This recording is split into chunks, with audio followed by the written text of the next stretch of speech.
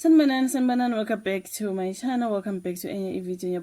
For tuning in. Thank you very much for coming. Don't forget to subscribe again. Now, like a video, share a video as well. So on this particular one, bengithanda ukukhuluma ngodaba lukaSiyacela engibonile ukuthi uSiyacela ngathi kuthiwe besengozini yemoto. We all know uSiyacela bafethu bambiza ngosithuphethe abaningi. I can't call him that. But anyways, uSiyacela way isencane lengane kuthiwe uyuthole ingozi yemoto as I'm reading here on Isolezwe, right? And I've seen people making videos about uSiyacela nengozi yemoto, which is so sad. Kuthiwa kuSiyacela ke engozini yemoto ke eNyantisikazi usazwayo dumokelwe esencane lengane kuMoja Live ngesonto ngo9 ebusuku uSiyacela Dlamuka usindeka kube engozini yemoto eNyantisikazi but iphepha lizibonele ngawalo ke izithombe bezithunyelwa nguSiyacela ngeWhatsApp ebantwini asondelene nabo. Imoto iyabonakala nayo ipoqoke nje iphelile futhi inegazi, so ngiyibona imoto and I can't even post it, right, ngoba inegazi nakho konke. Yize imizamo yokuthola ukuphawula kaSiyacela ingaphumelelanga kwazi kwashaya isikhathi soshicilelo kodwa umthombo olwazi ke ukusuka nokuhlala ke lolu daba uthe uSiyacela uvelelwe yile ngozi ke ngaseBalito ngolesihlanu ebusuku. Imoto ke behamba ngayo ke eyipholo ayiqashelwe iMoja Live ilimele yaphela futhi naye ke uphuthunyiswa esibhedlela saseBalito limele kabi. Guys, isithombe semoto otherwise. So umthombo ke uthe uSiyacela kafunanga ukungenisa esibhedlela uye wabaleka. Into zikaSiyacela bafethu wasebaleka ukungenisa esibhedlela kanjani manje? Dude, like you need help. Wasebaleka sokubonakala khona ukuthi ukugula kuyamxina. Kubonakala ukuthi ukugula kuyamxina ke ubuye waphuthunyiswa esibhedlela sangakubo ke inkonjeni then nakhona weqile futhi hayi into zikaSiyacela weqile nalapho futhi esibhedlela sangakubo bafethu kuthiwa wayohlala ke ekhaya yize elimele enjalo. Hayibo angalifuni manje usizo.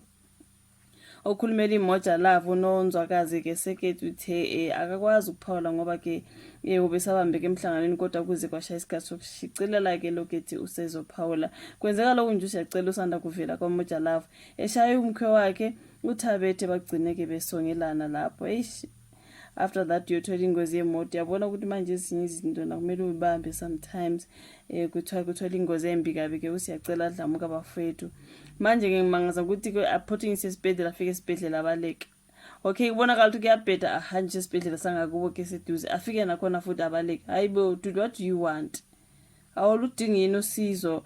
Ngiyamangala bafethu ke makukhulunywa ngoSiyacela ke nokubaleka esibhedlela, but anyways kusho ukuthi ke lapha khona mhlawumbe right ke uSiyacela Dlamuka ke lo bafethu simazi kakhulu. If you do watch ishow isencane lengane uSiyacela noThando ngiyibona nje imoto lapha na isesimini esinye singekho right bafethu. Imagine umuntu kade phakathi it's so sad, but anyways asethemba ukuthi right njengoba ebaleka esibhedlela nje kusho ukuthi usizwa kaludingi uyabaleka uSiyacela ke ukuthi ibimbi leyo ngozi. Unfortunately, shame man, all the best to him. Asihlanganisa ama video ke senze olunye udaba.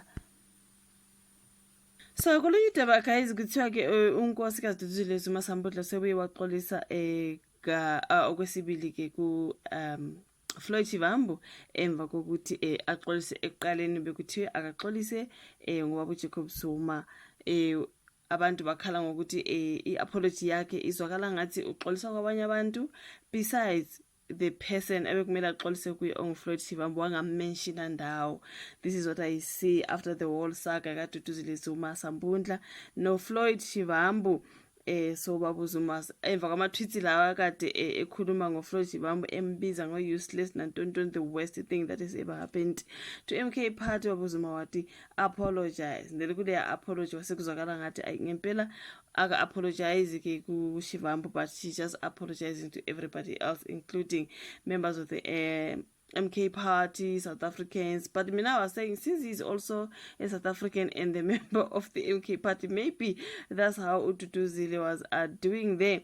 But anyways, I see there's a second apology now. We say we waxolisa futhi ngizoyilahlela on my screen. But tell people nkosikazi Duduzile Masambudla usekhiphe incwadi yesibili yesixoliso kulandela ukuxipha ke kwakhe unobhala jikelele we-MK Party umnumzane Floyd Shivambu.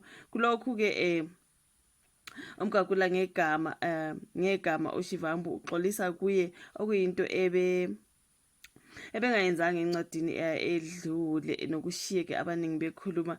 So abaningi bebekhala ngokuthi what kind of apology is this one? Girl, you are not apologizing to uShivambu, uxolisela kwabanye abantu, which means you do not want to apologize. She was just doing it for the sake of doing it, ukuthi njengoba bethe angixolise, ithi ngixolise, but I'm not going to mention that guy.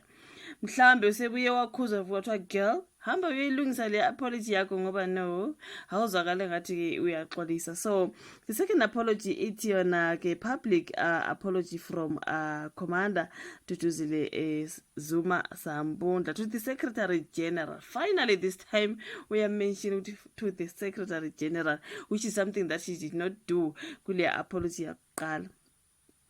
So to the Secretary General of Umkhonto weSizwe Party, my comrade Floyd Shivambu, President Jacob Zuma, party members, supporters, and the people of South Africa, I sincerely apologize for my recent public posts on Twitter, which have caused offense, division, and disruption within the Umkhonto weSizwe Party and beyond.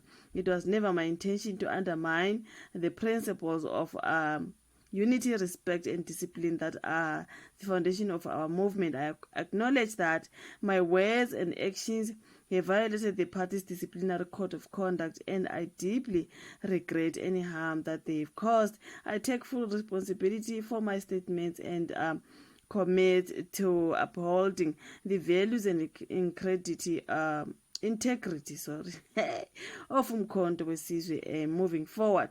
Now, furthermore, I extend my formal and unreserved apologies to all structures I serve in, including the South African Parliament and the Southern Caucus of the Pan-African Parliament. I remain committed to working towards unity, progress, and the total liberation of our people. I humbly ask for the understanding and forgiveness of my fellow comrades of the South African public. I assure you all that I will reflect on this moment and use it as an opportunity for growth, discipline, and a renewed commitment to the party's mission.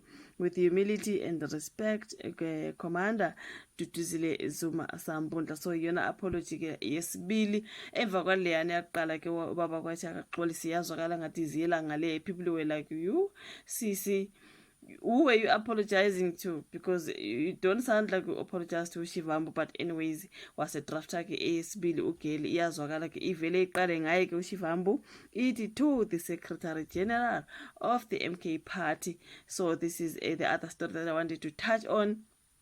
Ngiyabonga ukuthi ubuka ivideo, ungakhohlwa ukusubscribe, like, ushare.